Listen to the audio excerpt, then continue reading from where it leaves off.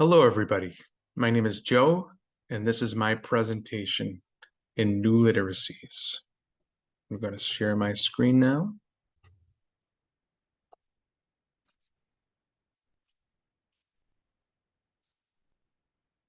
Okay.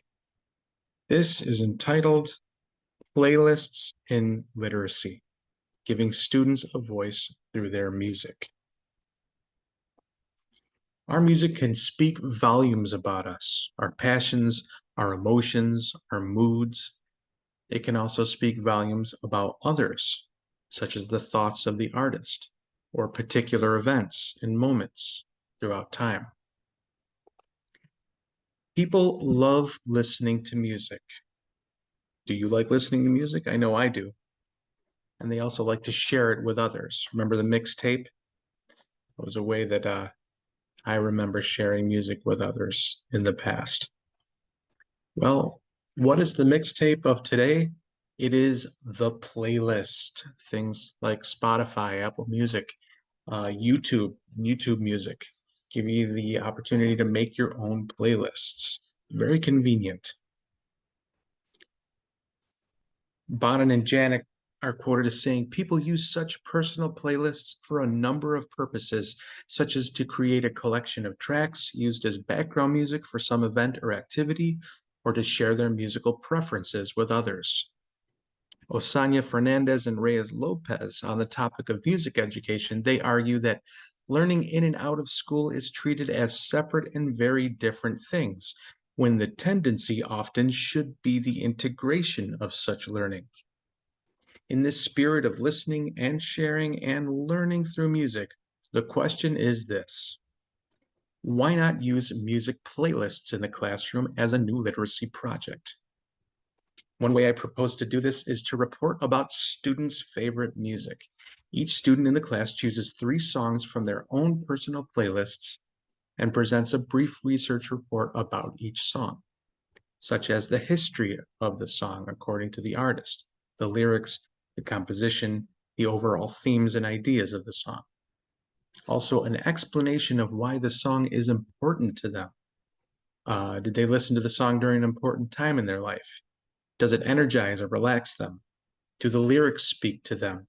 Did someone close to them share the song with them, which made them love it? Classroom activities may better serve students if they require students to generate their own examples. It's a quote from Wesselman, Kastner, and Graziano. By letting kids choose what songs they want to discuss, this project will give them an opportunity to express themselves in a more comfortable way. And digital playlists give access to more choices than ever. So as a mini experiment in my research for the project, I asked my 14-year-old twin nieces about some of their favorite music. So for anonymity, I'm going to call them A and B. And here is what they have to say. These are not my actual nieces. These are children on the cover of a Smashing Pumpkins album from the early 90s. I asked them what's their favorite way to listen to music. And they said Apple Music. One way is Apple Music. B said, let's say I don't have the album. I just listen to it on my phone. So she's speaking to the convenience of the playlists digitally. They also say another favorite way to listen is through vinyl albums, a practice that they got from their older brother. A is quoted as saying, it's cooler.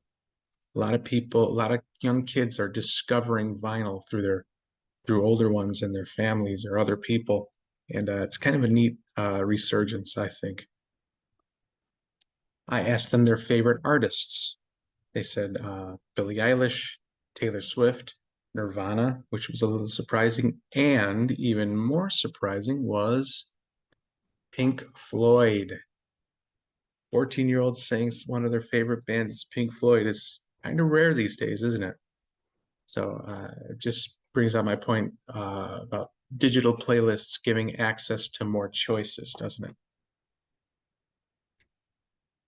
I asked A her favorite song. She said the song Time by Pink Floyd. She's quoted as saying, "The guitar solo is awesome," which makes sense because she wants to play guitar. She's learning to play guitar right now. B's favorite song, she says, another song by Pink Floyd, "Breathe." She's quoted as saying, "It's just super catchy and it calms me." So this prompted me to ask B if she knew what the lyrics to "Breathe" meant. After giving her time to do research, she reported back to me. She said, "Well, apparently it's about an old man speaking to a baby and telling it to breathe." She later added, "I never thought of it, but it's interesting to know." So she's learning new things about her music. As a result of this interview, the twins had an opportunity to reflect upon their musical choices, analyze them, dig a little deeper, and learn a bit more about each other and themselves. And me, I enjoyed getting to know my nieces a little better. I learned as well.